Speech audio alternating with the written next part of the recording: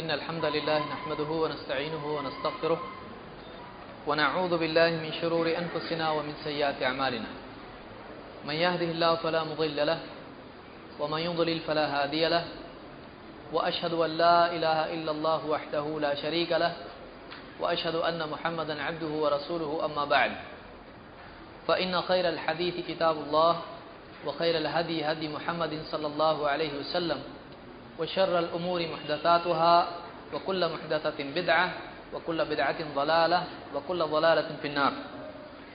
آئیے عیدین کے تعلق سے ہم مسائل اب شروع کرتے ہیں اور اس کے بعد عصر کے بعد بھی تھوڑا ہمارے پاس وقت رہے گا. انشاءاللہ یہ دو مجلسیں ہیں جس میں ہم یہ دو باتیں مکمل کریں گے.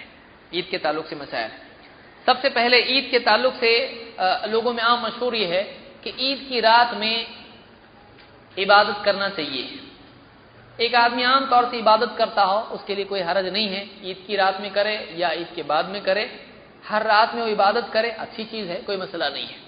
لیکن کچھ لوگ عید کی رات کو خاص کرتے ہیں عبادت کے لیے، تو یہ صحیح نہیں ہے، اس لیے کہ اس کی تخصیص کے لیے کوئی دلیل نہیں ہے.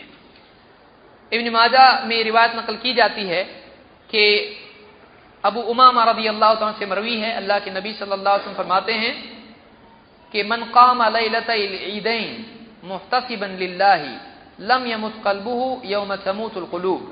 جو آدمی دونوں عیدوں کی راتوں کو بیدار رہے عبادت میں اور اللہ سے ثواب کی امید رکھے تو اس آدمی کا دل اس دن نہیں مرے گا جس دن سارے دل مر جائیں گے.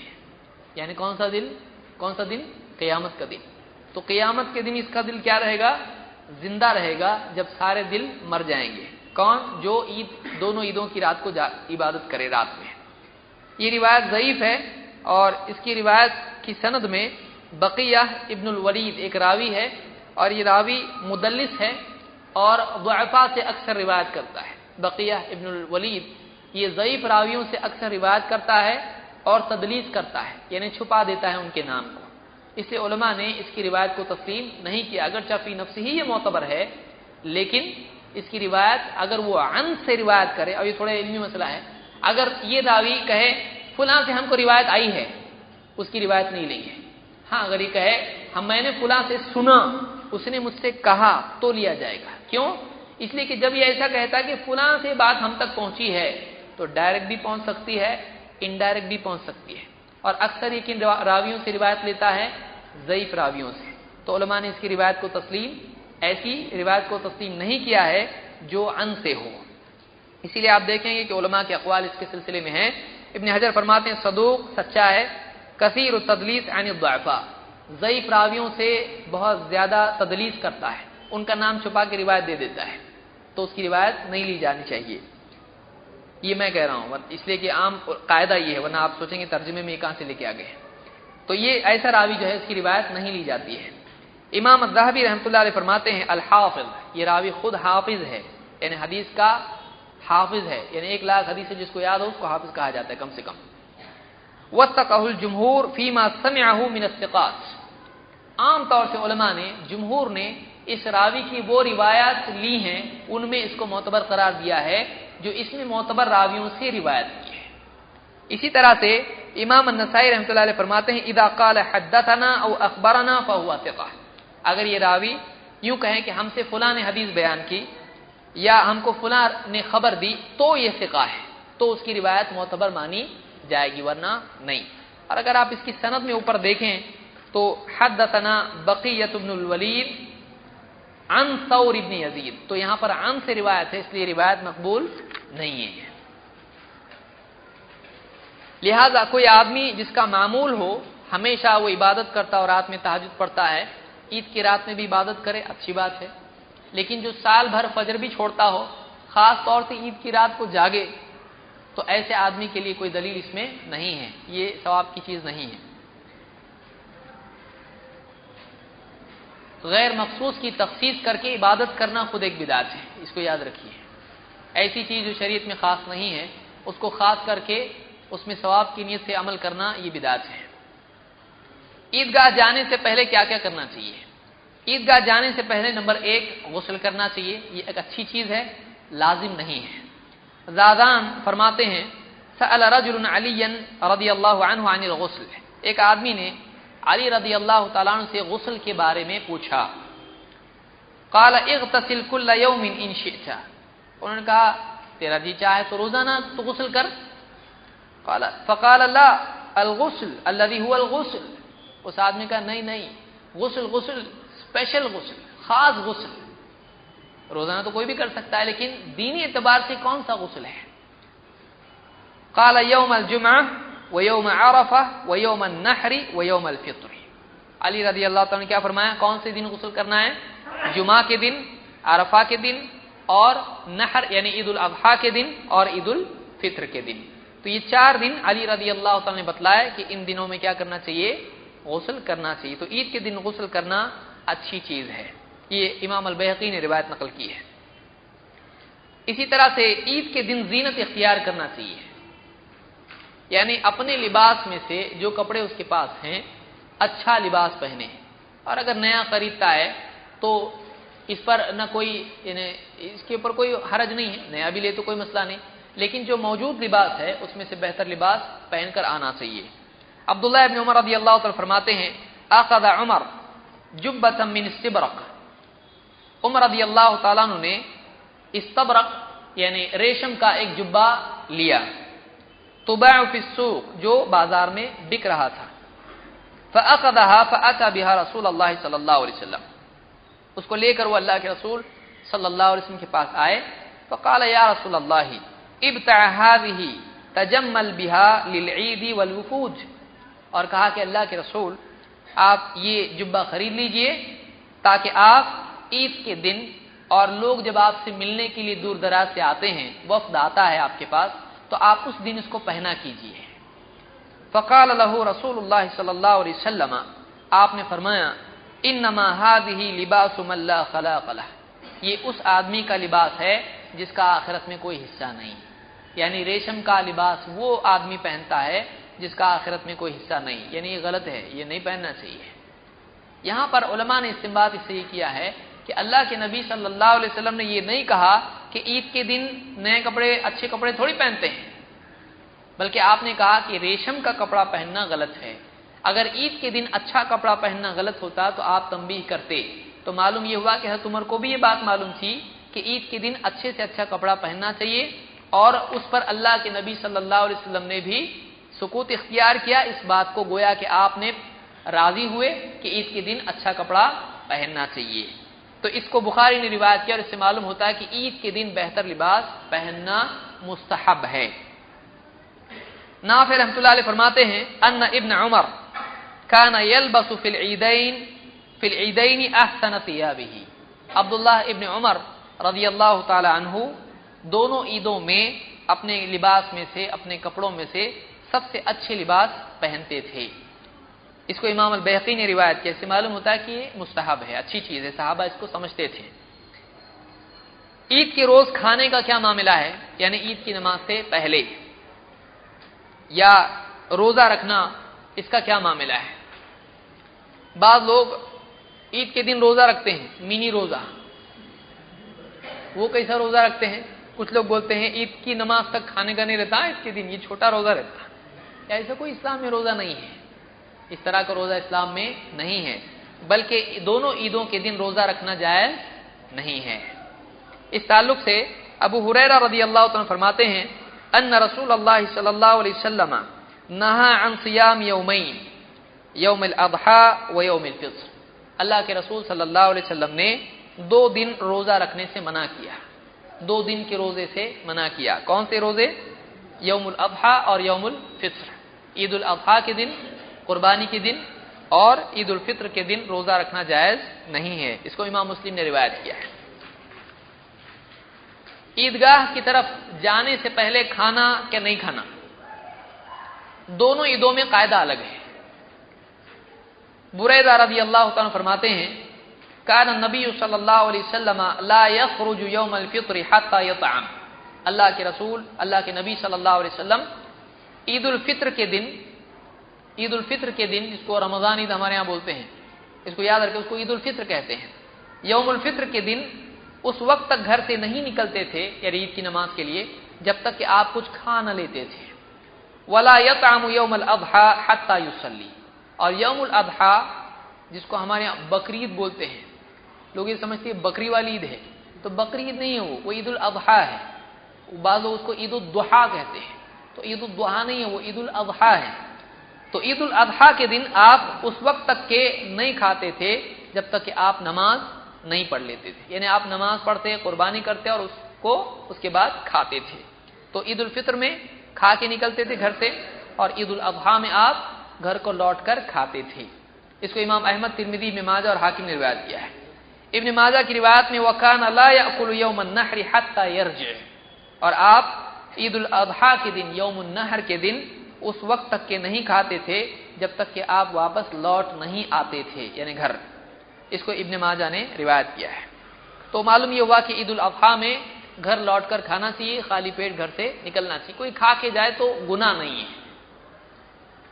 लेकिन यानी बेहतर यह है कि आदमी घर से खाली पेट जाए और आने के बाद खाए। क्योंकि एक सहाबी ने पहले ही कुर्बानी कर ली थी और खा के घर से आए थे, तो आप सल्लल्लाहु अलैहि वसल्लम ने उनको मना नहीं किया, तो मालूम हुआ कि खाना मना नहीं है। ईद की नमाज के लिए क्या क्या बातें हैं? ईद की नमाज के सिलसिले में ये बात है कि ईद की नमाज के लिए ईदगाह जाना अफजल है, और बाज़ उलमा ने कहा कि ईद की नमाज ईदगाह ही में होना चाहिए, और ज्यादा सही बात यही है कि ईद की नमाज ईदगाह में होना चाहिए, इल्ला ये कि मजबूरियां पैदा हो जाएं, लेकिन अगर आसानी है तो ईद की नमाज ईदगाह ही में पढ़ना चाहिए। अबू सईद अल-खुदरी रज़ियल्लाहु तआला फरमाते हैं, कान रसूलुल्लाह सल्लल्लाहु अलैहि वसल्लम यखरुजु यौमल फित्र वल अज़हा इलल मुसल्ला, अल्लाह के रसूल सल्लल्लाहु अलैहि वसल्लम यौमुल फित्र में और यौमुल अज़हा में मुसल्ला की तरफ निकल जाते, यानी आप मुसल्ला में ईदगाह में जाकर नमाज पढ़ाते। इसको इमाम अल बुखारी ने रिवायत किया है। तो मालूम हुआ कि ईद की नमाज मुसल्ला में पढ़नी चाहिए, मस्जिद की बजाय मुसल्ला ज्यादा बेहतर है। इसी तरह से ईदैन के सिलसिले में जो तकबीरात होती हैं वो क्या हैं और कब से कब तक होनी चाहिए? ईद उल अज़हा में तकबीर किस दिन से किस दिन तक है? अली रज़ियल्लाहु ताला फरमाते हैं, उनकी रिवायत है, उनका अमल ये था कि अन्नहु काना युकब्बिरु बअद सलातिल फज्र यौम अरफा इला सलातिल अस्र मिन आखिर अय्याम तशरीक़ व युकब्बिरु बअद अल अस्र। इब्न अबी शैबा ने इसको रिवायत किया, और इसी तरह से इमाम अल बैहक़ी वगैरह ने भी और हाकिम ने भी इसको रिवायत किया है कि अली रज़ियल्लाहु ताला अन्हु जो तकबीरात कहते हैं, अल्लाहु अकबर ला इलाहा इल्लल्लाह वल्लाहु अकबर वलिल्लाहिल हम्द, और इस तरह से और भी अल्फाज हैं, तो ये जो तकबीरात हैं ईदैन में, ये तकबीर अली रज़ियल्लाहु ताला अन्हु अरफा के दिन फज्र की नमाज से कहना शुरू करते थे, और अय्याम तशरीक़ 11, 12, 13 ज़ुल्हिज्जा की असर तक ये तकबीर कहते, और असर के बाद भी कहते हैं। यानी आखिरी वक्त क्या है तकबीरात का?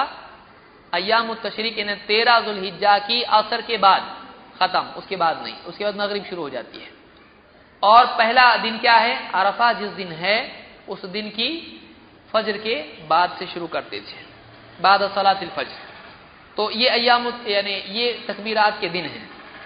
इब्न मसूद रज़ियल्लाहु तआला फरमाते हैं, उनका अमल ये था कि अन्नहु कान युकब्बिरु अय्याम तशरीक़ अल्लाहु अकबर ला इलाहा इल्लल्लाह वल्लाहु अकबर वलिल्लाहिल हम्द। इब्न अबी शैबा ने इसको रिवायत किया, उसकी सनद सही है। ये रिवायत मरफू सही नहीं है, यानी अल्लाह के नबी सल्लल्लाहु अलैहि वसल्लम से अल्फाज साबित नहीं है, लेकिन अब्दुल्लाह इब्न मसूद रज़ियल्लाहु ताला से अल्फाज साबित हैं कि ये अल्फाज अय्याम तशरीक़ में अब्दुल्लाह इब्न मसूद रज़ियल्लाहु ताला कहा करते थे। तो 11, 12, 13 में भी तकबीरात पढ़नी चाहिए। हाँ, मस्जिदों में जो तकबीरात होती हैं कि एक आवाज में सब जो पढ़ते हैं, तो इसकी कोई असल नहीं है कि एक ही आवाज में सब के सब एक जो है अंदाज में पढ़ें कि ना आगे ना पीछे, नहीं, अपनी अपनी पढ़ना है। मिलजुल के जो तकबीरात पढ़ी जाती हैं तो इस तरह से साबित नहीं है। दूसरा ये कि बाज़ लोगों को बिठा देते हैं माइक के पास, अब वो जो है सुबह से शुरू हो जाते हैं ईद के दिन और एक आवाज में सब पढ़ते हैं, इसका भी सबूत नहीं है। अपने तौर पर सब अपनी अपनी तकबीरात पढ़ते रहें। इज्तिमाई तकबीर इस तरह की नहीं है। एक आवाज में सब ये साबित नहीं है। वो ऐसे ही हो जाएगा जैसे नमाज के बाद सुभान अल्लाह अल्हम्दुलिल्लाह जो हम पढ़ते हैं 33, 33, 34, वो भी लोग अगर पढ़ें तो कैसा होगा? सुभान अल्लाह एक आवाज में, अल्हम्दुलिल्लाह एक आवाज में, सब के सब पढ़ सकते हैं ऐसा? नहीं। तो सबने पढ़ना है, लेकिन अपना अपना पढ़ना है। इसी तरह से तकबीरात भी अपनी अपनी पढ़ना है, इज्तिमाई तौर पर मिलजुल के नहीं पढ़ना है। तकबीरात सिर्फ मस्जिद में नहीं बल्कि दूसरी जगहों में भी पढ़ी जाती है। इमाम अल-बुखारी रहमतुल्लाह अलैह फरमाते हैं, वकाना इब्न उमर युकब्बिरु बिमिनन तिलकल अय्याम व खल्फ अस्सलवाति व अला फिराशिही व फी फुस्तातिही व मजलिसिही व ममशाहु तिलकल अय्याम जमीअन, कि अब्दुल्लाह इब्न उमर रदियल्लाहु तआला अन्हु तकबीर कहा करते थे मीना में, उन दिनों में जो कुर्बानी के दिन होते हैं, और नमाजों के बाद, और अपने बिस्तर पर, और अपने खेमे में, और अपनी मजलिस में, और अपने रास्ते में, इन तमाम हालात में ये तकबीरात अब्दुल्लाह इब्न उमर रदियल्लाहु तआला अन्हु पढ़ा करते थे। तकबीर ईद के दिन कब तक पढ़ी जाए? जब तक के यानी ईदगाह आदमी जाता है और इमाम आ जाता है, तकबीर तब तक कहना चाहिए। इमाम साहब आ गए और जो है उसके बावजूद आदमी पढ़ता रहे, ये मुनासिब नहीं है, यानी नमाज से पहले तक पढ़ना है। इब्न उमर रदियल्लाहु तआला से रिवायत है कि अन्नहु कान यग़दु यौमल ईद व युकब्बिरु व यरफ़उ सौतहु हत्ता यबलुगल इमाम। इमाम इब्न अबी शैबा ने इसको रिवायत किया है कि अब्दुल्लाह इब्न उमर रदियल्लाहु तआला अन्हु ईद के दिन सुबह सवेरे जाते, ईदगाह जाते, और तकबीरात कहते रहते, और आवाज से तकबीरात कहते, यहां तक कि इमाम आ जाता, यानी इमाम के आने तक तकबीरात कहते रहते हैं। इसी तरह से क्या औरतें तकबीर कह सकती हैं? औरतों के लिए भी तकबीरात हैं, चाहे वो मस्जिद में हो या अपने घर में हो। उम्मे अतिया रदियल्लाहु तआला फरमाती हैं, कुन्ना नुअमरु अन नखरुज यौमल ईद, हमको, अल्लाह के नबी सल्लल्लाहु अलैहि वसल्लम के ज़माने की बात कह रही हैं, कि हमको इस बात का हुक्म दिया जाता था कि हम ईद के दिन अपने घरों से निकलें, यानी ईद की नमाज के लिए। हत्ता नुखरिजल बिक्रा मिन खिदरिहा, यहां तक कि हम कुंवारी लड़कियों को जो अपने पर्दे में छिपी रहती हैं उनको भी ले आएं। हत्ता नुखरिजल हुय्यबा फयकुन्ना खल्फ अन्नास, यहां तक कि वो औरतें भी जो हैज की हालत में होती, हमको हुक्म दिया जाता कि उनको भी लेकर आओ ईदगाह में, और वो लोगों के पीछे, जो नमाज पढ़ने वाले, नमाज तो औरत पर नहीं होती हैज की हालत में, तो वो जो औरतें हैं ये लोगों के, यानी नमाज पढ़ने वालों के पीछे अलग से बैठी रहती थी। फयुकब्बिरना बितकबीरिहिम वयदऊना बिदुआइहिम, और ये औरतें जो होती थीं ये दूसरे लोगों की तकबीर के साथ तकबीर कहती और दूसरे लोगों की दुआ में शरीक रहती हैं। यरजूना बरकत ज़ालिकल यौम व तुहरतहु, और इस दिन की जो बरकत है और इस दिन की जो पाकीज़गी है, इसकी तमन्ना और तलब में रहती थी। तो ये बुखारी और मुस्लिम की रिवायत है। तो इससे मालूम हुआ कि औरतों पर भी ईद की तकबीरात हैं, बल्कि मजीद इससे ये बात मालूम हुई कि ईद के दिन सारी औरतें ईदगाह जानी चाहिए अपने पर्दे के साथ में, हिजाब के साथ में, बगैर हिजाब के नहीं। बल्कि आमतौर से औरतें मस्जिदों में आ तो जाती हैं या इसी तरह से ईदगाह में आ तो जाती हैं, लेकिन वो आने के जो अहकाम हैं उनकी रियायत नहीं करती हैं। वो लोगों के लिए जो है वो जीनत का मामला बन जाती हैं। बगैर हिजाब के, बगैर किसी हया के मर्दों के सामने ईदगाह में या मस्जिदों के आसपास घूमना बिल्कुल सही नहीं है। पूरे पर्दे के साथ अगर औरत है तो वो औरत ईदगाह या मस्जिद नमाज के लिए आए। अगर पर्दा नहीं करती है, अल्लाह के नबी सल्लल्लाहु अलैहि वसल्लम फरमाया, वो बुयूतुहुन्ना खैरुल लहुन, उनके घर उनके लिए ज्यादा बेहतर हैं। तो औरतों को यानी ईदगाह ले जाना चाहिए नमाज पढ़ने के लिए ईद की, लेकिन अगर पर्दा नहीं है तो नहीं ले जाए आदमी, उनके लिए पर्दे का इंतजाम करे और फिर उसके बाद ले जाए। तो मैं समझता हूँ इतनी बातें अब के लिए काफ़ी हैं। असर की नमाज के बाद जो वक्त हमारा बच जाता है उसमें इंशाअल्लाह हम बकिया मसाइल देखेंगे। इससे पहले की नशिस्त में ईद से मुताल्लिक कुछ मसाइल हमने देखे, जिसमें ईद के दिन गुस्ल करना और अच्छे कपड़े पहनना वगैरह मसाइल थे। अब आइए आगे देखते हैं ईद के और क्या मसाइल हैं। عید کے دن جیسا کہ آپ نے اس سے پہلی روایت دیکھی تھی ام عطیہ رضی اللہ تعالیٰ عنہ کی کہ عیدگاہ میں یا جہاں عید کی نماز ہوتی ہے وہاں عورتوں کو جانا چاہیے، اور اس میں مسئلہ یہی ہے کہ عورتیں شوہر کی اجازت کے بغیر عیدگاہ نہ جائیں۔ اسی طرح سے شوہر کی اجازت کے بغیر وہ عام نمازوں میں بھی جہاں عورتوں کے لیے مسجد میں نماز کا انتظام ہوتا ہے وہ نماز کے لیے نہیں جائیں۔ ہاں، شوہر کی اجازت ہونا چاہیے، اور اسی طرح سے حجاب اور ساری اسلامی لباس کی جو شرطیں ہیں ان شرطوں کا پورا ہونا ضروری ہے۔ خصوصاً اگر عیدگاہ دور ہے تو ایسی صورت میں عورت کو چاہیے کہ وہ محرم کے ساتھ وہاں جائے تاکہ اس کے لیے حفاظت رہے، امن رہے۔ عورتوں کے عیدگاہ جانے کے تعلق سے کیا دلیل ہے؟ ایک دلیل تو آپ نے وہ دیکھ لی جو اس سے پہلے تھی، بخاری ہی کی ایک روایت میں ہے، اور ام عطیہ رضی اللہ تعالیٰ عنہ سے ہی یہ روایت مروی ہے۔ فرماتی ہیں امرنا ان نخرج الحیض یوم العیدین، کہ ہم کو حکم دیا گیا کہ ہم دونوں عیدوں کے دن حیض والی عورتوں کو گھروں سے باہر یعنی عیدگاہ کی طرف لے جائیں، وذوات الخدور، اور وہ بھی جو پردوں میں رہتی ہیں یعنی کنواری لڑکیاں جو ہیں ان کو بھی عیدگاہ لایا جائے، جو حجاب میں ہمیشہ رہتی، گھروں میں بھی چھپ کے بیٹھی رہتی ہیں۔ فَيَشْهَدْنَ جَمَاعَةَ الْمُسْلِمِينَ، تو یہ مسلمانوں کی جماعت میں شریک رہیں، وہاں پر گواہ رہیں یعنی موجود رہیں، جو بھی جماعت ہوتی ہے، نماز ہوتی ہے تو یہ وہاں پر یہ موجود رہیں۔ وَدَعْوَتَهُمْ، اور ان کی دعوت یعنی ان کی دعا میں شریک رہیں۔ وَيَعْتَزِلُ الْحُيَّضَ عَنْ مُصَلَّاهُنَّ، اور یہ بھی حکم دیا گیا کہ جو حیض والی عورتیں ہیں یہ مصلی سے، نماز کی جگہ سے الگ رہیں۔ قالت امرأة یا رسول اللہ احدانا لیس لها جلباب، ایک عورت نے کہا اے اللہ کے رسول، ہم میں سے بعض کے پاس جلباب نہیں ہوتا ہے، یعنی حجاب اس کے پاس نہیں ہوتا ہے۔ قال لتلبسها صاحبتها من جلبابها، اس کی جو سہیلی ہے، اس کی جو ساتھی عورت ہے، اس کو چاہیے کہ وہ اپنے جلباب میں سے اس کو دے، یعنی اگر کسی کے پاس نہیں ہے باہر جانے کے لیے کچھ تو اس کو چاہیے کہ کسی سے عاریتن ہی لے لے اور پھر باہر جائے۔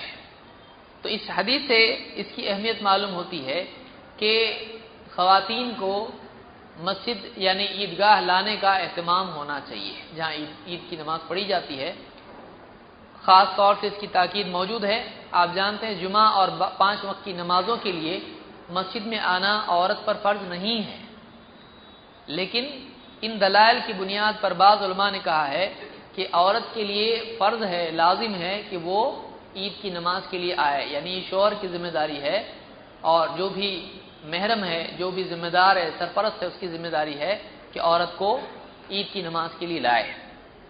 اس کو امام البخاری نے روایت کیا ہے۔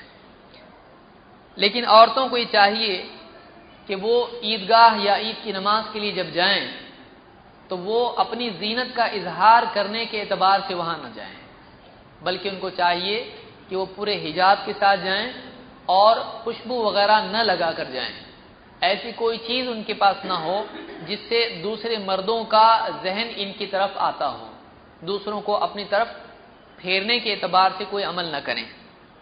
اللہ کے رسول صلی اللہ علیہ وسلم نے فرمایا لا تمنعوا اماء اللہ مساجد اللہ، اللہ کی بندیوں کو اللہ کی مسجدوں سے نہ روکو، ولیکن لیخرجن وہن سفلات، لیکن ان عورتوں کو بھی چاہیے کہ وہ اس حال میں گھر سے باہر نکلیں کہ وہ خوشبو لگائے ہوئی نہ ہوں، یعنی خوشبو لگا کے گھر سے باہر عورتوں نے نہیں جانا چاہیے۔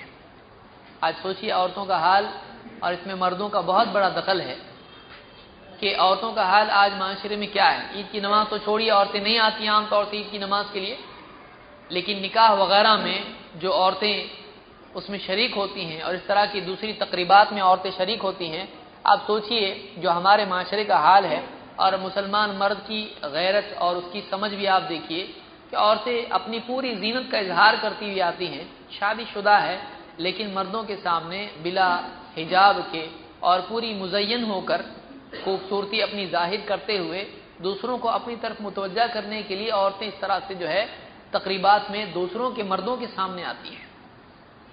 ایک عورت کے لیے کتنی شرم کی بات ہے یہ. مسلمان عورت کے لیے بہت شرم کی بات ہے. مسلمان عورت ایسی نہیں ہوتی ہے. اللہ کے نبی صلی اللہ علیہ وسلم نے ایک حدیث میں غالباً ابو داؤد کی روایت ہے، آپ نے یوں فرمایا کہ جو عورت خوشبو لگا کر اپنے گھر سے نکلے اور مقصد یہ ہو کہ لوگوں کو اپنی طرف متوجہ کرے تو یہ عورت زانیہ ہے. اتنی سخت بات آپ نے کہی. آپ بتائیے ایک عورت خوشبو لگائے تو لگائے، اس کے ساتھ حجاب بھی ترک کر کے آئے اور پوری زینت اختیار کر کے آئے اور دوسروں کو اپنی طرف متوجہ کرے، کیا مقام ہے اس کا؟ کیا کر رہی ہو؟ کہاں جا رہی ہو؟ سوچنے کی چیز. کیا اس کی زینت دوسروں کے لیے ہے؟ اس کی زینت پورے شہر کے لیے ہے؟ اس کی زینت اپنے شوہر کے لیے ہے؟ اپنی زینت کا اظہار دوسروں کے لیے نہیں کرنا چاہیے. یہ بہت ہی افسوس کی چیز ہے کہ آج ہمارے معاشرے میں خود عورتوں سے بھی اس کا احساس عام طور سے نہیں ہے. بہت ساری عورتیں ہیں جو پہلے حجاب نہیں کرتی تھی، الحمدللہ آج حجاب کر رہی ہیں، بہت بڑی بات ہے. لیکن آج بھی بہت ساری ایسی خواتین ہیں جو حجاب کا اہتمام نہیں کرتی ہیں. بلکہ بعض اوقات اگر بچی حجاب کرنے لگی تو دادی اس کو بولتی کہ ابھی تیرا نکاح تھوڑی ہوا، اگر تو اب حجاب کرے گی تو اس کو پسند کون کرے گا، معلوم کیسا پڑے گا، ہماری بچی ہے.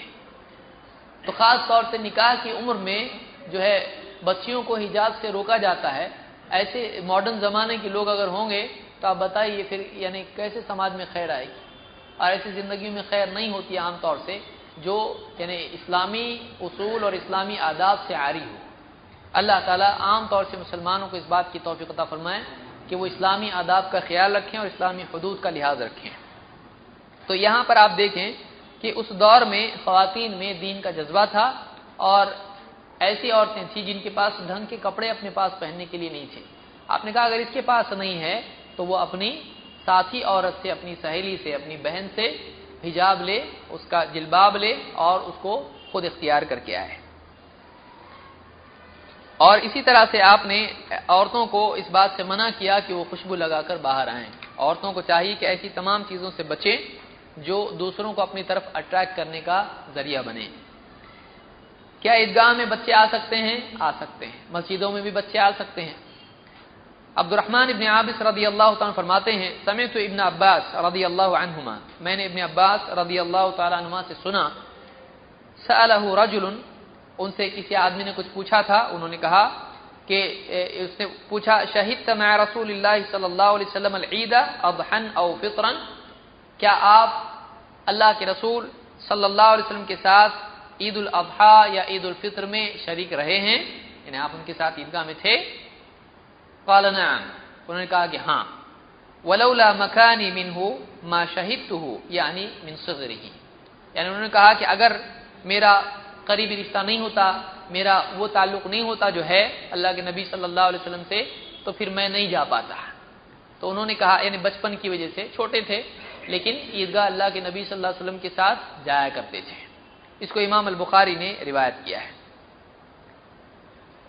عورتیں اس زمانے میں عام طور سے مسجد میں آیا کرتی تھیں پردے کے ساتھ میں، 5 نمازوں میں بھی، اور خود اللہ کے نبی صلی اللہ علیہ وسلم کی بیویاں آتی تھیں. بعض لوگوں نے عجیب بات ہے کہ یہ کہہ دیا کہ عورتیں مسجد میں نماز کو نہیں جا سکتی ہیں، اور بعض لوگوں نے سوال کھڑا کیا کہ دیکھیے اگر آپ کہتے ہو کہ عورتیں جاتی تھیں، بتاؤ اللہ کے نبی صلی اللہ علیہ وسلم کی بیویاں نماز کو مسجد میں جاتی تھیں کیا؟ اب آپ بتائیے اس طرح کا سوال کرنا یہ اولاً غلط ہے، کیونکہ اللہ کے نبی صلی اللہ علیہ وسلم کا حکم موجود ہے کہ عورتوں کو مسجد میں آنے سے مت روکو، تو یہ کافی نہیں ہے. پھر یہ ایک سوال کھڑا کرنا، بہت سارے لوگوں کی عادت ہوتی ہے بعض مسائل میں وہ اپنی طرف سے کچھ نہ کچھ کنڈیشن بڑھا دیتے ہیں. جیسے کوئی آدمی کہے کہ دیکھو اللہ کے نبی صلی اللہ علیہ وسلم کی حدیث ہے رفع الیدین کیا کرتے تھے. اب کوئی آدمی کنڈیشن کیا لگاتا ہے، بتاؤ آخری وقت تک کرتے تھے، ایسا ہے کیا؟ اب بتائیے اس سے ہی پوچھا جائے ٹھیک ہے بھائی آپ فاتحہ دیتے ہو نا، تو فاتحہ آخری وقت تک دیتے تھے، ایسا ہے کیا؟ پہلے دیے ایسا بھی نہیں، ایک بار دیے ایسا بھی نہیں، لیکن اس کا کتنا اہتمام ہے، اس میں یہ کنڈیشن نہیں لاتا ہے. 5 وقت کی نماز کے بعد اجتماعی دعا، ارے بھائی آخری وقت تک یا ہمیشہ کرتے تھے، چھوڑ دو، ایک بار کیے ایسا بتاؤ.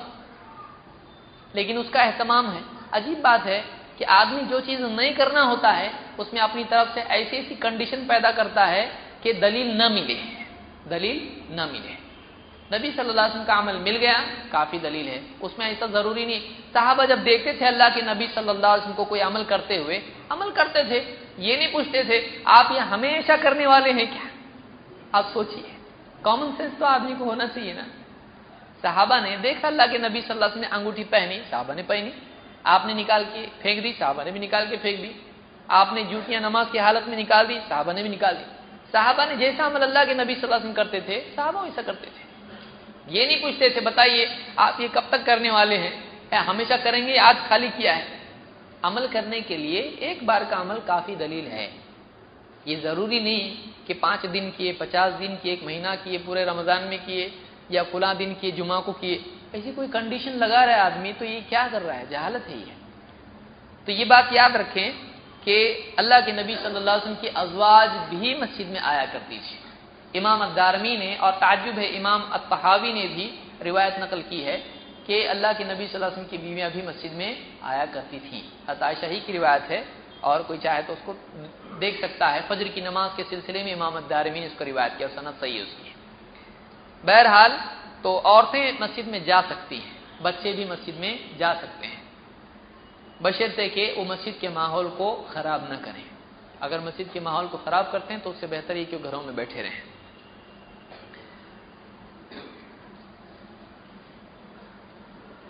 مسجد کی طرف جانے والا عید کے دن پیدل مسجد کی طرف جائے یہ بہتر ہے، لیکن اگر سواری سے جاتا ہے تو اس میں کوئی حرج نہیں ہے۔ علی بن ابی طالب رضی اللہ عنہ فرماتے ہیں من السنۃ ان تخرج الی العید ماشیا، سنت یہ ہے کہ آدمی عید کی نماز کے لیے پیدل گھر سے نکلے، تو پیدل جانا یہ بہتر ہے۔ لیکن بعض اوقات بہت دور ہوتا ہے، یعنی عیدگاہ یا مسجد بہت دور ہوتی ہے، تو آدمی اگر پیدل نکلے، پہلے اس کو نکلنے میں کتنا ٹائم ہوتا ہے، نہانا دھونا، پھر بچوں کو نہلانا، آج عید کے دن اس کے ذمہ رہتا ہے۔ اب اٹھا ہوا بھی کتنا جلدی رہتا ہے، ایک دم 2-3 بار تو الارم چینج کرتا ہو، پہلے لگا تھا فجر کا، پھر فجر میں بھی نہیں اٹھتا، پھر 8 بجے کا، پھر 9 بجے کا، تو الارم کتنے بار گھڑی بھی تھک جاتی ہے، ارے اٹھتا کہ نہیں اٹھتا تو آج، پھر عین وقت پہ اٹھتا ہے، برش کرتا ہے، بھاگتے بھاگتے پھر عید کی نماز کو آ کے دیکھتا ہے کہ ہوئی کہ نہیں ہوئی، کیونکہ کچھ لوگ آتے ہوئے دکھتے ہوتے اس کو، تو بولتے ہاں جاؤ دوسری جماعت ہے، پہلی ہو گئی۔ یہ آج حال ہے امت کا، نماز کو ٹائم پہ نہیں آ سکتی، کیا مصیبت ہے۔ یعنی ہر آدمی کے ذہن میں ہوتا ہے، ہر آدمی کیا پوچھتا ہے پہلی جماعت کا ٹائم معلوم پڑنے کے بعد دوسری جماعت کب ہے، تو اکثر کا حال یہی ہوتا ہے۔ اللہ تعالیٰ آسانی پیدا کرے۔ تو عید کے لیے اگر کوئی دور رہتا ہے تو سواری پہ آنے میں کوئی حرج نہیں، اور نہ آتے آتے عید میں پہنچنے کے بجائے ظہر میں پہنچے گا۔ اس کو امام ترمذی نے روایت کیا ہے اور یہ حسن روایت ہے۔ تو اس سے معلوم ہوا کہ عید کے لیے سنت یہ ہے کہ پیدل نکلے گھر سے۔ اسی طرح سے عید کی سنت یہ بھی ہے کہ آنے جانے کا راستہ الگ ہو، یعنی ایک راستے سے آئے اور دوسرے راستے سے لوٹے، یعنی عید کے لیے ایک راستے سے جائے اور لوٹتے وقت دوسرے راستے سے آئے۔ جابر بن عبداللہ رضی اللہ عنہ فرماتے ہیں کان النبی صلی اللہ علیہ وسلم اذا کان یوم عید خالف الطریق، اس کو امام البخاری نے روایت کیا ہے کہ اللہ کے نبی صلی اللہ علیہ وسلم جب عید کا دن ہوتا تو راستہ بدل دیتے تھے، یعنی ایک راستے سے جاتے دوسرے سے واپس آتے ہیں۔ علماء نے بہت ساری حکمت اس میں ذکر کی ہیں کہ مسلمانوں سے ملاقات اور نیکیوں کی کثرت ہونا اور مختلف زیادہ جگہوں کا گواہ ہونا، تو یہ بہت سارے اسباب علماء نے اس میں ذکر کیے ہیں۔ بہرحال سنت یہ ہے کہ ایک راستے سے جائیں اور دوسرے راستے سے آئیں۔ اسی طرح سے عید کی نماز کے کیا احکام ہیں، عید کی نماز کا وقت کیا ہے۔ عید کی نماز کے لیے جلدی کرنا چاہیے، بہت زیادہ دیر نہیں کرنا چاہیے، خصوصاً عید الاضحیٰ میں، اس لیے کہ اس میں قربانی وغیرہ کافی کام ہوتے ہیں، تو جلدی سے جلدی عید کی نماز سے نپٹ جانا چاہیے۔ یزید ابن حمیر الرحبی کہتے ہیں کہ خرج عبداللہ ابن بسر عید کے دن نکلے صاحب رسول اللہ صلی اللہ علیہ وسلم مع الناس فی یوم عید فطر او اضحیٰ، عید فطر تھی یا عید اضحیٰ تھی، اس دن لوگوں کے ساتھ اللہ کے رسول صلی اللہ علیہ وسلم کے صحابی باہر نکلے. فانکر ابطاء الامام، امام نے آنے میں دیر کی تو انہوں نے اس دیری کو بہت ہی ناپسند کیا اور اس کے اوپر یعنی تنقید کی. فقال انا كنا قد فرغنا ساعتنا هذه، اور انہوں نے کہا کہ اس وقت تک تو ہم عید کی نماز سے فارغ ہو جاتے تھے. کب؟ اللہ کے نبی صلی اللہ علیہ وسلم کے زمانے میں. اور راوی کہتے ہیں وذالک حین التسبیح، یہ وقت جو ہے یہ تسبیح کا وقت تھا. تسبیح کا لفظ جو ہے عربی زبان میں اور حدیث کی کتابوں میں روایتوں میں جو چاش کی نماز صلاۃ الضحیٰ جس کو ہم کہتے ہیں، چاش کی نماز کے وقت کے لیے تسبیح کا وقت آتا ہے. یعنی یہ 9-10 کے آس پاس کا وقت ہوتا ہے. اتنے وقت تک فارغ ہو جانا چاہیے نماز سے، زیادہ دیری نہیں کرنا چاہیے. اس کو امام ابو داؤد اور ابن ماجہ نے روایت کیا ہے. عیدگاہ میں جانے کے بعد امام سے پہلے نماز نہیں پڑھنا چاہیے. اس کا مطلب یہ یاد رکھیں کہ امام سے پہلے نماز نہیں پڑھنا چاہیے. عام طور سے لوگوں کا کیا حال ہوتا ہے، مسجد میں آنے کے بعد کون سی نماز پڑھتے ہیں، اور امام صاحب بھی بولتے رہتے وارننگ کہ بھائی جنہوں نے، اور کچھ لوگ تو یہ بھی بول دیتے ہیں کہ جس نے فجر کی نہیں پڑھی اس کی عید کی بھی نہیں ہوگی، کیونکہ ان کو بھی معلوم ہے یہ بولے بغیر وہ پڑھنے والا بھی نہیں. جب تک اتنا ڈینجر کچھ اس کو ڈراؤنا دھمکی نہیں دیں گے تب تک پڑھنے والا نہیں ہے. ایسا تھوڑی ہے. تو عید کے دن بھی فجر چھوڑ کے آیا ہے تو اس کو اتنا بولنا پڑے گا. تو یعنی آپ سوچئے پبلک کے ذہن میں عید کی نماز کتنی امپورٹنٹ ہے اور فجر کی نماز اس کا کیا حال ہے. جس کے لیے اذان نہیں ہوئی اس کے لیے دولہا بن کے آتا ہے، اور جس کے لیے اذان ہو رہی ہے مؤذن صاحب چلا رہے ہیں روزانہ، اس کے لیے کیا حال ہے، اس کے لیے کوئی حال نہیں، اس کا اہتمام نہیں ہے. یہ مصیبت ہے آج. تو عید کی نماز اگر کوئی آدمی اٹھتا ہے صبح میں اور فجر کی نماز نہیں پڑھی ہے، اس نے پڑھ دے گھر پہ اور آ جائے مسجد کو، یہاں آ کے یعنی دائیں بائیں آدمی دیکھ کے پھر اس کے بعد کھڑا ہو امام کے بولنے کے بعد، یہ اپنی بھی بے عزتی خامخواہ کی کہ اچھا یہ نہیں پڑھا تھا کیا فجر. تو آدمی کے لیے اپنی عزت بچانا بھی ضروری ہے. اگر کسی نے نہیں بھی پڑھی ہو تو گھر سے پڑھ کے آنے میں کوئی برائی نہیں ہے، بلکہ اچھائی ہے اس کے اندر. اس لیے کہ اللہ کے نبی صلی اللہ علیہ وسلم فرماتے ہیں کہ جو من نام عن صلاۃ او نسیھا فلیصلیھا اذا ذکرھا لیس لھا کفارۃ الا ذلک، کہ جو نماز سے سوئے رہے یعنی اس کی نیند ہی نہیں کھلی. بعض اوقات آدمی چاہ کر بھی نہیں اٹھ پاتا ہے، کبھی کبھی کسی وجہ سے نیند لگ جاتی ہے، ایسا کوئی ہو یا بھول جائے نماز کو، ایسا بھی ہو سکتا ہے. تو جیسے ہی اس کو نماز یاد آ جائے فوراً نماز پڑھ لے. اس کے سوا اس کا کوئی کفارہ نہیں ہے. یہ نہیں کہ آدمی جو ہے اس کے لیے کافی وقت تاخیر کرے. جیسے ہی کوئی آدمی نیند نہیں کھلی اٹھ جائے عید کے دن، فوراً پہلا کام کیا کرے، پہلا کام نماز پڑھنے، پہلا کام نماز پڑھے. باہر جا کے دیکھ رہا برش کرتے کرتے بکرا اپنا ہے کہ نہیں باہر برابر کیا گیا چھوڑ کے. تو اس طرح کی چیزوں میں فضولیات میں لوگ پڑے رہتے ہیں اور نماز کو تاخیر کرتے ہیں، غلط ہے.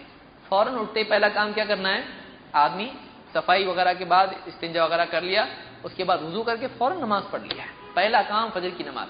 لیکن ایسا نہیں ہونا چاہیے. فجر کی نماز صبح میں فجر کے وقت میں پڑھنا چاہیے، قضا نہیں ہونے دینا چاہیے. ثعلبہ ابن زہدم کہتے ہیں کہ ان علیا استخلف ابا مسعود علی الناس فخرج يوم عيد فقال يا ايها الناس انه ليس من السنة ان يصلى قبل الامام. علی رضی اللہ تعالیٰ نے ابو مسعود رضی اللہ تعالیٰ عنہ کو لوگوں پر ذمہ دار بنایا تو وہ عید کے دن نکلے اور لوگوں سے کہا اے لوگو انہ لیس من السنۃ ان یصلی قبل الامام، یہ سنت نہیں ہے کہ امام سے پہلے نمازیں پڑھی جائیں. یعنی لوگ آ کے عیدگاہ میں چلو ٹائم ہے تو نمازیں پڑھو، عیدگاہ میں جا کر نفل نمازیں نہیں پڑھنا چاہیے. عیدگاہ میں جا کے چپ چاپ بیٹھ جانا چاہیے. تو یہی سنت ہے کہ عیدگاہ میں جا کر بلا نماز پڑھے آدمی وہاں پر بیٹھے، عیدگاہ میں نوافل نہیں پڑھنی چاہیے. اس کو امام النسائی نے روایت کیا ہے. ابن عمر رضی اللہ تعالیٰ فرماتے ہیں، ان سے روایت ہے کہ ان کا عمل ذکر کیا راوی نے، انه خرج في يوم عيد فلم يصلي قبلها ولا بعدها وذكر ان النبي صلی اللہ علیہ وسلم فعله. عید کے دن عبداللہ ابن عمر رضی اللہ تعالیٰ عنہ اپنے گھر سے نکلے تو امام سے نہ پہلے انہوں نے نماز پڑھی اور نہ بعد میں. نہ امام کے پہلے نماز پڑھی نہ امام کے بعد میں، یعنی عید کی نماز سے پہلے بھی کچھ نہیں نماز پڑھی اور عید کی نماز کے بعد بھی نماز نہیں پڑھی۔ وذکر ان النبی صلی اللہ علیہ وسلم فعلہ، اور کہا کہ اللہ کے نبی صلی اللہ علیہ وسلم ایسا ہی کرتے تھے، یعنی آپ نہ عید کی نماز سے پہلے پڑھتے تھے نہ عید کی نماز کے بعد کچھ پڑھتے تھے۔ اس کو امام ترمذی نے روایت کیا ہے۔ آپ سوچیے یہاں پر بہت سارے لوگ جو بدعات میں کہتے ہیں کہ فاتحہ دینا منع کدھر ہے، یہ کرنا منع کدھر ہے، قرآن خوانی منع کدھر ہے، تو اس طرح کے لوگ سوچیں کہ صحابی کہہ رہے ہیں کہ اے لوگوں یہ سنت نہیں ہے امام سے پہلے پڑھنا، یعنی اللہ کے نبی صلی اللہ علیہ وسلم نہیں پڑھتے تھے اس لیے نہیں پڑھنا چاہیے۔ صحابہ کی ذہنیت آپ دیکھیے، جو عمل اللہ کے نبی صلی اللہ علیہ وسلم نہیں کرتے تھے وہ نہیں کرنا ہے، یہ نہیں سوچنا ہے۔ اب کوئی آدمی یہاں بولے نماز تو ہے، نماز کیا غلط ہے کیا؟ سمجھ میں آ رہی بات؟ آدمی آج کیا کہے گا، نماز پڑھنا کیوں غلط ہوا، نماز پڑھیں گے تو اللہ عذاب دے گا کیا؟ نماز میں کیا کرتے ہیں، قرآن پڑھتے، رکوع کرتے، سجدہ کرتے، سب فلسفی اپنی جگہ ہے لیکن سنت اپنی جگہ ہے۔ ساری فلسفی پہ کیا بھاری ہے؟ سنت بھاری ہے۔ اللہ تعالیٰ نے اللہ کے نبی صلی اللہ علیہ وسلم کو اپنی پسند ناپسند سکھانے کے لیے بھیجا۔ آپ نہیں پڑھتے تھے، مسئلہ ختم، چاہے نماز ہو چاہے کچھ بھی ہو، ہمارے نبی نے اگر نہیں کیا ہے ہم کو بھی نہیں کرنا ہے، یہ سنت ہے۔ اسی لیے صحابی نے کہا کہ اللہ کے نبی صلی اللہ علیہ وسلم نہ پہلے نماز پڑھتے تھے نہ بعد میں، اسی لیے صحابہ بھی ویسے ہی کرتے تھے۔ عیدین کی نماز میں اذان اور اقامت کا کیا مسئلہ ہے؟ جابر بن سمرہ رضی اللہ تعالیٰ فرماتے ہیں صلیت مع رسول اللہ صلی اللہ علیہ وسلم العیدین، میں نے اللہ کے رسول صلی اللہ علیہ وسلم کے ساتھ دونوں عیدوں کی نماز پڑھی ہے، غیر مرۃ ولا مرتین، ایک دو بار نہیں بہت بار نماز پڑھی عید کی، بغیر اذان ولا اقامہ، بغیر اذان کے اور بغیر اقامت کے۔ یہ بھی ایک اور ایک دلیل ہے کہ اللہ کے نبی صلی اللہ علیہ وسلم کے ساتھ میں نے ایک دو سے زیادہ کئی نمازیں عید کی پڑھی ہیں، لیکن آپ کے ہاں نماز کیسی ہوتی تھی عید کی؟ نہ اذان ہوتی تھی اور نہ اقامت ہوتی تھی۔ کیوں نہیں ہوتی تھی؟ بس نہیں ہوتی تھی، ختم۔ اللہ کے نبی صلی اللہ علیہ وسلم کے زمانے میں نہیں ہوتی تھی تو آج بھی نہیں ہوگی۔ آج کوئی آدمی بولے چلو ایک بدعت حسنہ زندہ کریں گے، کتنی دھلائی ہوگی اس کی، یہ کہاں سے لایا تو نے؟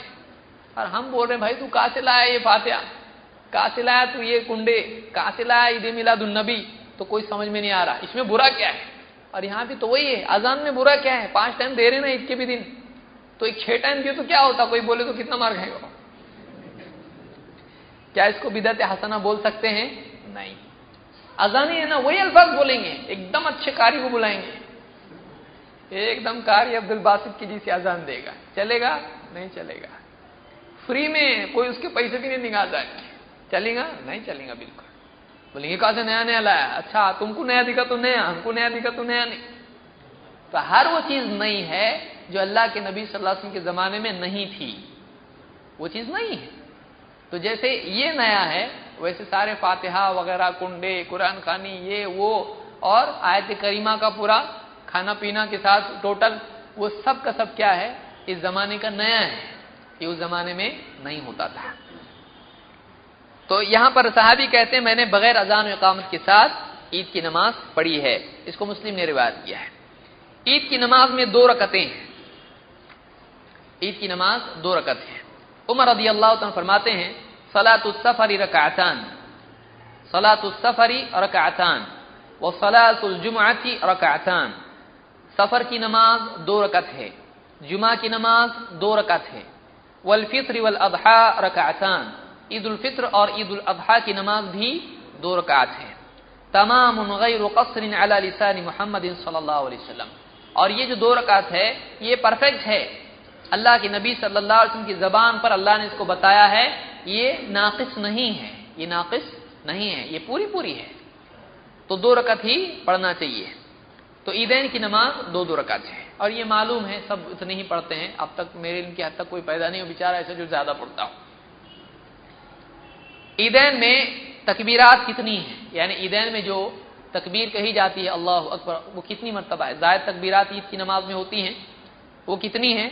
عائشہ رضی اللہ تعالیٰ فرماتی ہیں ان رسول اللہ صلی اللہ علیہ وسلم كان يكبر في الفطر والاضحى في الاولى 7 تكبيرات وفي الثانيه 5، اس کو امام ابو داؤد نے روایت کیا ہے کہ اللہ کے رسول صلی اللہ علیہ وسلم عید الفطر اور عید الاضحیٰ میں پہلی رکعت میں 7 تکبیریں کہتے تھے 7، اور دوسری رکعت میں 5 تکبیرات کہتے تھے، کل ملا کے کتنی ہوئی 12۔ اور آج بھی جو ہے رمضان بھر میں پریشان کرتے ہیں، دیکھو وہاں بھی 20 ہوتی، عید کے دن معلوم نہیں کیوں چپ بڑھ جاتی ہے، کیونکہ عید کے دن وہاں پہ کتنی تکبیرات ہوتی عید کی نماز میں 12، تو اب اس کو نہیں تسلیم کرتے ہیں۔ یہ عجیب قاعدے ہیں کہ کبھی جمعہ کو کچھ قاعدہ اور سنیچر کو کچھ اور اتوار کو کچھ اور پیر کو کچھ، کہ رمضان میں کچھ اور عید کے دن کچھ۔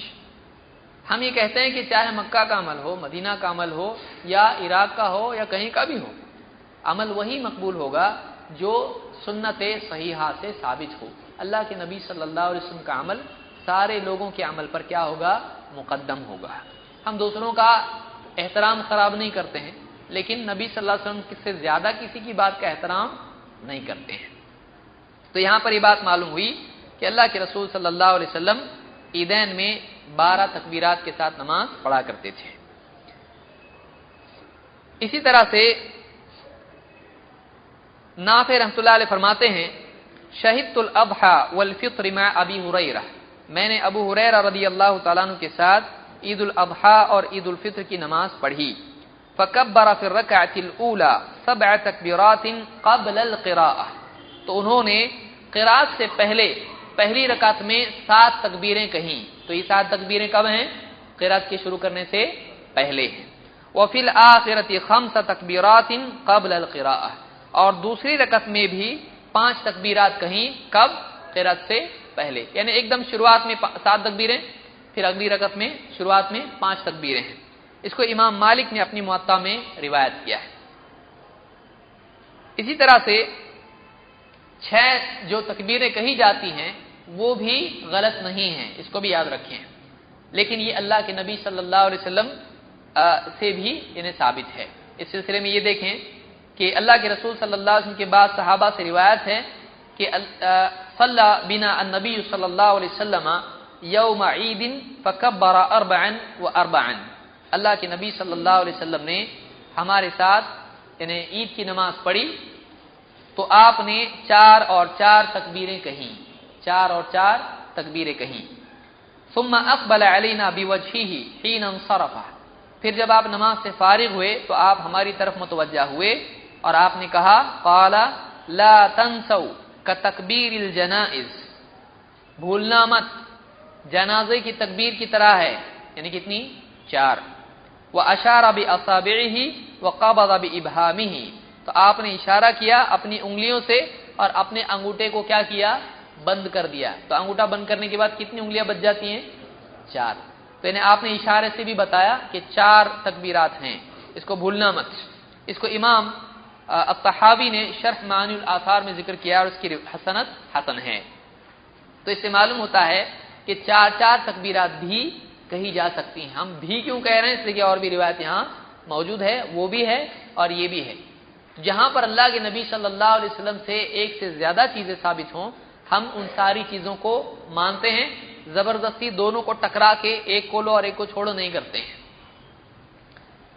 اسی طرح سے دوسری رکعت میں قرأت کے بعد جب 6 تکبیریں کہی جائیں گی زائد، تو اس صورت میں کیا کریں گے؟ دوسری رکعت میں قرأت کے بعد پھر یہ تکبیرات کہی جائیں گی۔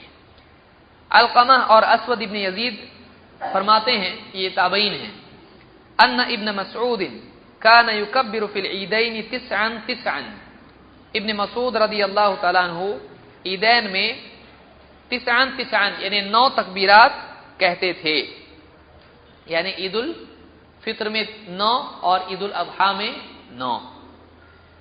4 قبل القراءۃ ثم کبر، قراءت سے پہلے 4 تکبیرات کہتے، پھر رکوع کرتے، ثم کبر فرکع، پھر تکبیر کہتے رکوع کرتے، یعنی کون سی رکعت ہے یہ؟ پہلی۔ تو قراءت سے پہلے پہلی رکعت میں 4 تکبیریں ہوتی تھیں۔ وفی الثانیۃ یقرأ، دوسری رکعت میں قراءت کرتے تھے، فاذا فرغ کبر 4 ثم رکع، پھر جب قراءت سے فارغ ہوتے تو تکبیر کہتے اور 4 مرتبہ تکبیر کہتے اور پھر رکوع کرتے۔ تو یہی طریقہ جو آج عام طور سے حنفی حضرات کرتے ہیں یہ عبداللہ ابن مسعود رضی اللہ تعالیٰ سے ثابت ہے. زبردستی آدمی اس کو رد کرنے شروع کرے, کیوں حنفی ان کا سب چیز غلط ہونا چاہیے, ایسا صحیح نہیں ہے. جو چیز ثابت ہے اس کو تسلیم کر لینا چاہیے.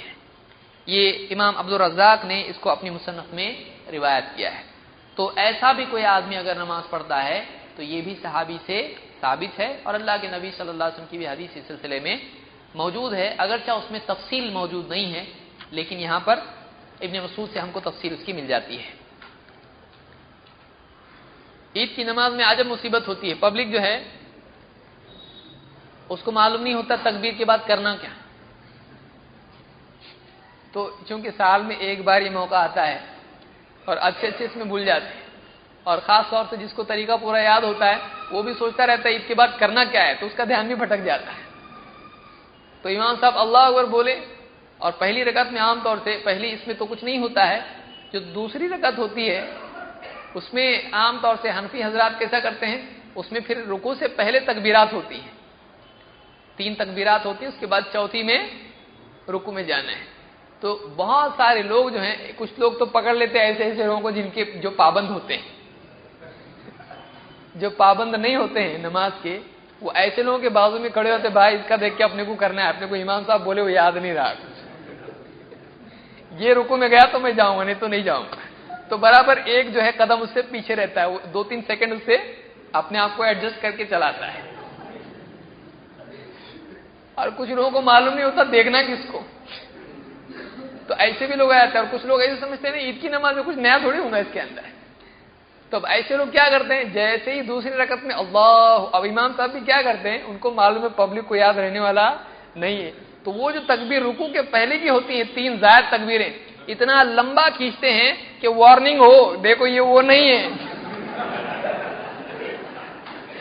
یہ نارمل تکبیر نہیں ہے, یہ الگ تکبیر ہے, یاد رکھو. اللہ اکبر لمبا کھینچتے ہیں اس کو, لیکن پھر بھی کچھ لوگ اللہ اکبر کر کے رکوع میں جاتے ہیں. اچھا رکوع میں جب جاتا ہے وہ آدمی تو دیکھتا دوسرے کوئی گئے, اب اس کا ذہن پہلے سے بنا ہوا ہے, میجورٹی حق پہ ہوتی ہے, تو جب اپنے آپ کو رکوع میں دیکھتا ہے دوسرے نہیں گئے ہیں, تو برابر واپس سے آتا ہے اور پاؤں کھجا کے,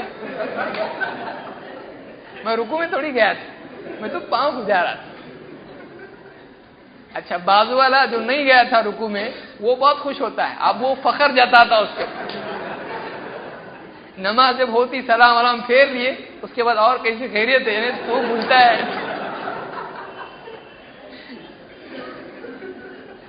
یہ عید کا حال ہے ہماری نمازوں کا.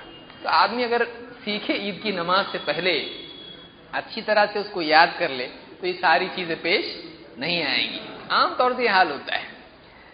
تو یہ عید کی نماز کے تعلق سے آدمی یاد رکھے اور اس کو سیکھ کر آئے. ہر 2 تکبیر کے درمیان آدمی کو کیا کہنا چاہیے, خاموش رہنا چاہیے یا کیا کرنا چاہیے. عام طور سے لوگ جو ہیں حنفی حضرات ہاتھ پہلی مرتبہ باندھتے ہیں, پھر چھوڑتے ہیں, پھر باندھتے ہیں. یہ بھی لوگوں کو نہیں سمجھتا ہے کہ کب چھوڑنا کب باندھنا.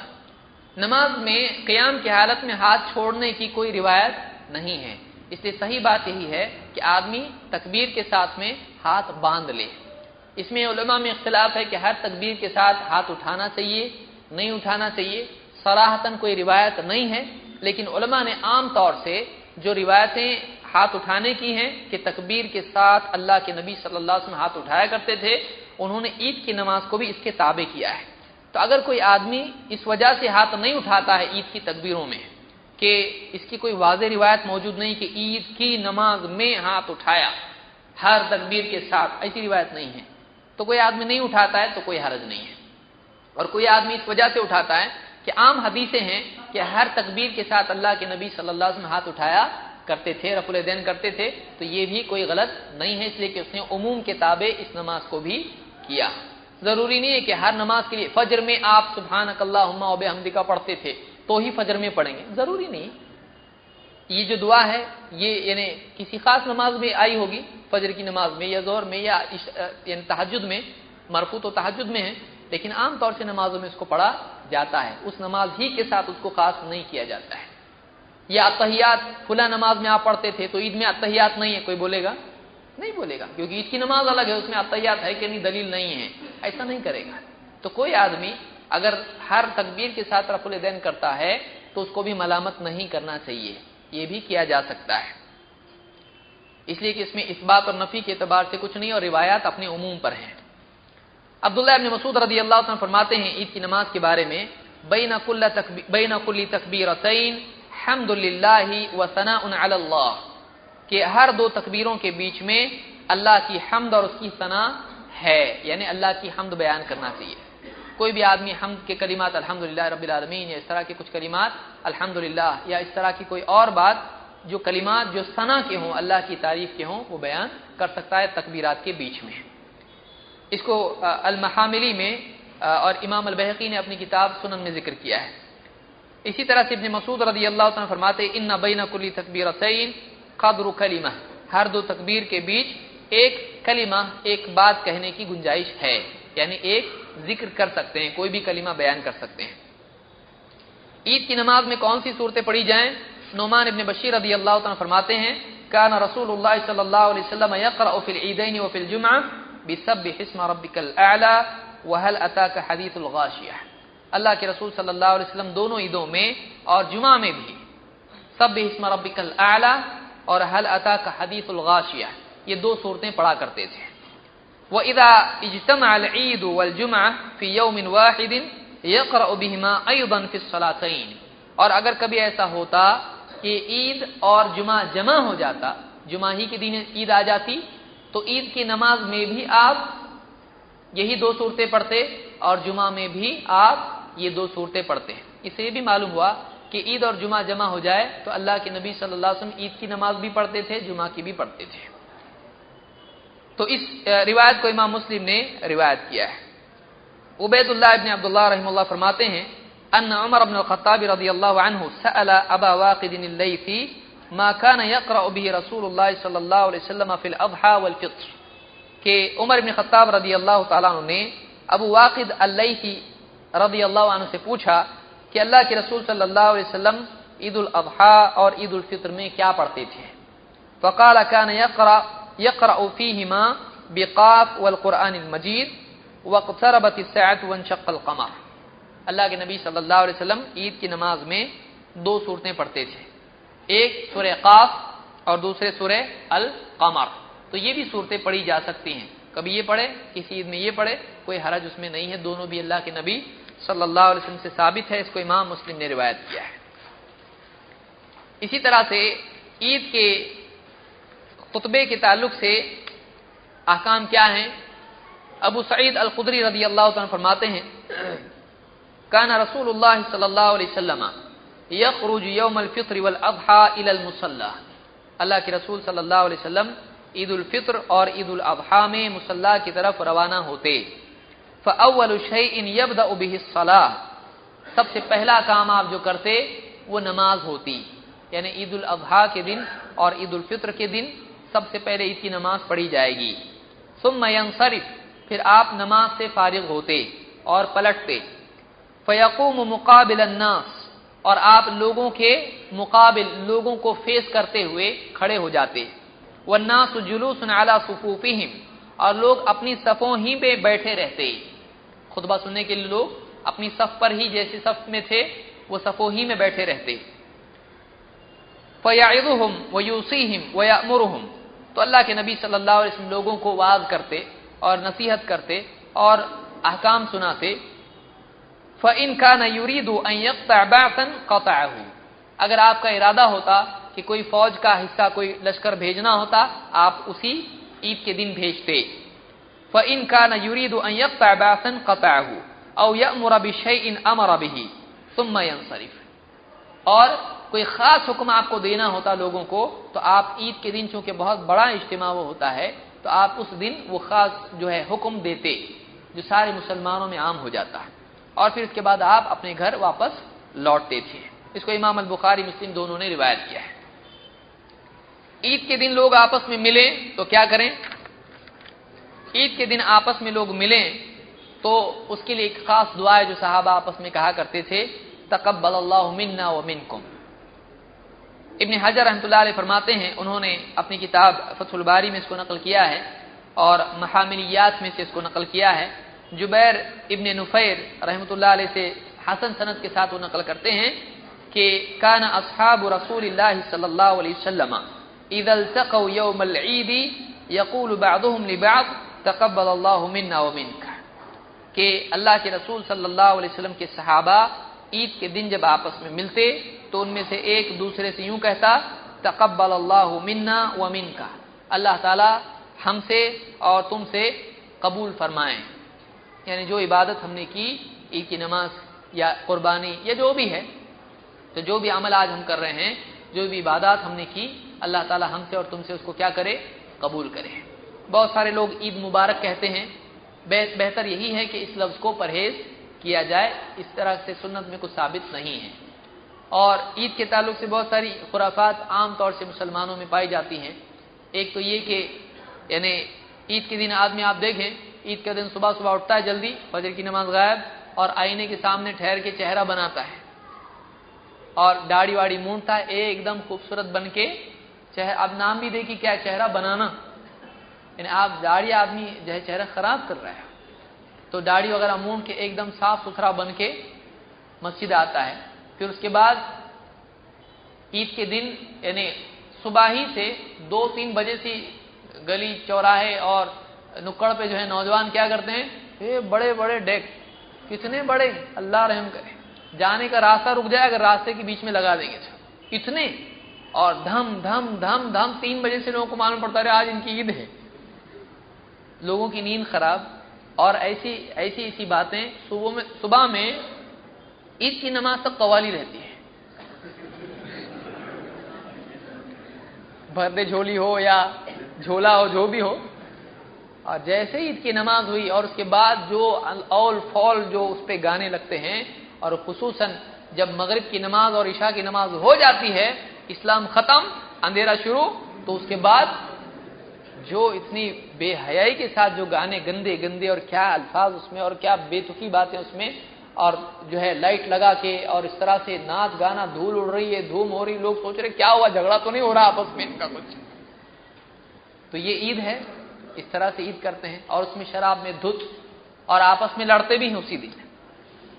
मैं नाच रहा था, ये बीच में क्यों आया, ओ झोड़े उसके ऊपर, ऐसे झगड़े। तो आप सोचिए, यानी ये ईद है, ऐसा ईद करना है।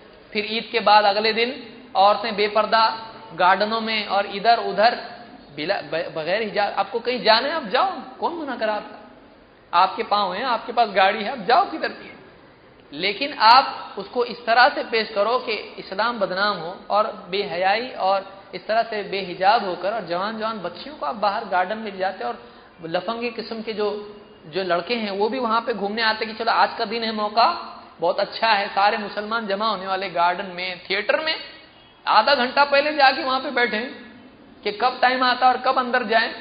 तो ये क्या है, इस्लाम है? ये इस्लाम नहीं है। तो पूरी फैमिली के साथ में और फिल्में और बेहयाई की फिल्में जाके वहां पे देखेंगे, बताइए उसके बाद कितना भी रोए क्या कम है, यानी क्या माहौल बनेगा घर का, क्या अखलाक बनेंगे बच्चों के, क्या बच्चे बाप की मानेंगे जब बाप ही लेके जा रहा है उनको फिल्में देखने के लिए और घर से भागने की उनको तरगीब दे रहा है, तो क्या जवान बच्चियां जो है ये अपने आप को बचा के रखेंगी कॉलेज में, और क्या बचा के रखेंगी अपने आप को माशरे के अंदर। तो ये सारी खुराफात हैं जो ईद की है। ईद के दिन गले मिलना साबित नहीं है। आमतौर से लोग जो हैं रुके रहते हैं, अब इमाम का खुतबा हो रहा, अब इमाम का खुतबा हो रहा, जैसे ही खुतबा हुआ फौरन खड़े होकर आपस में एक दूसरे को पकड़ के गले मिलना शुरू करते हैं। ये साबित नहीं है, ये ईद के दिन की सुन्नत नहीं है, बल्कि ये बिदात है, ये नहीं करना चाहिए।